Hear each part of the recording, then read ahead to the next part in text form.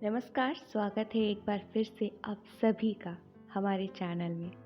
हम सुन रहे हैं डॉक्टर अशोक शर्मा जी द्वारा लिखित सीता सोचती थी। आइए आज सुनते हैं भाग 7, अनिष्ट की आशंकाओं के मध्य। राजा जनक के आमंत्रण पर राजा दशरथ अपने शेष दोनों पुत्रों भरत, शत्रुघ्न व अन्य दरबारियों सहित बारात लेकर जनकपुरी आ चुके थे।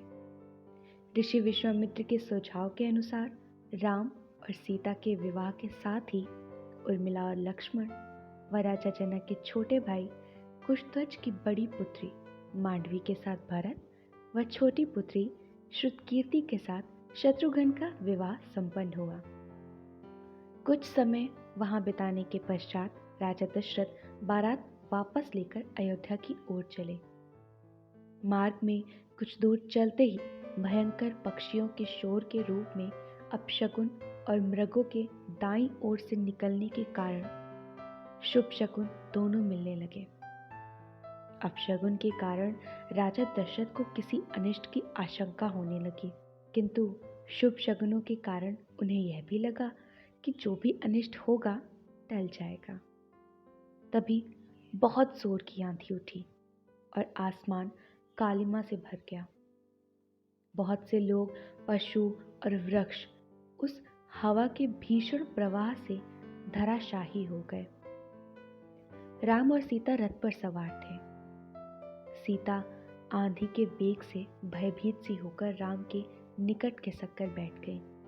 राम ने उनका हाथ थामकर मानो उन्हें आश्वस्त किया।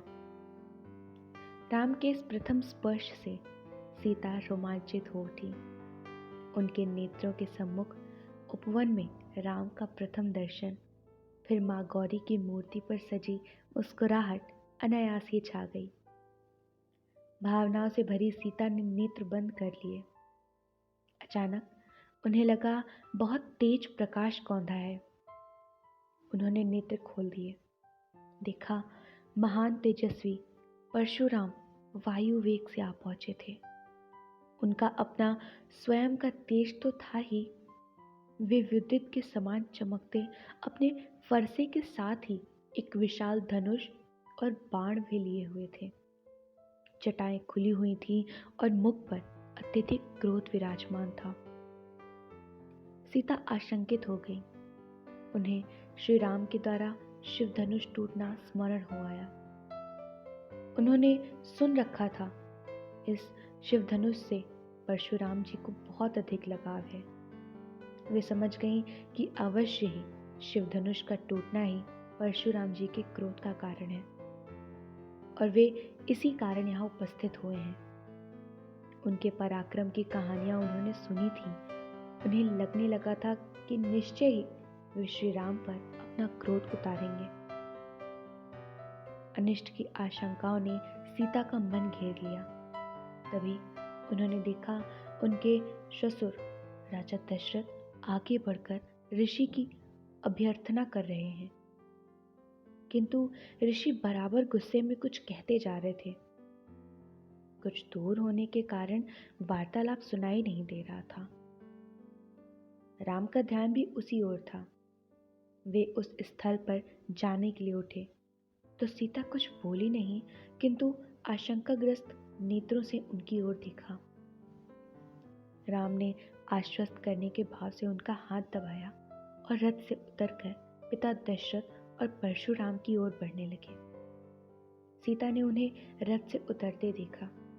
लक्ष्मण भी अपने रथ से उतरे और भाई के पीछे पीछे चल पड़े। भरत और शत्रुघ्न यह देखकर अपने रथ को आगे ले आए।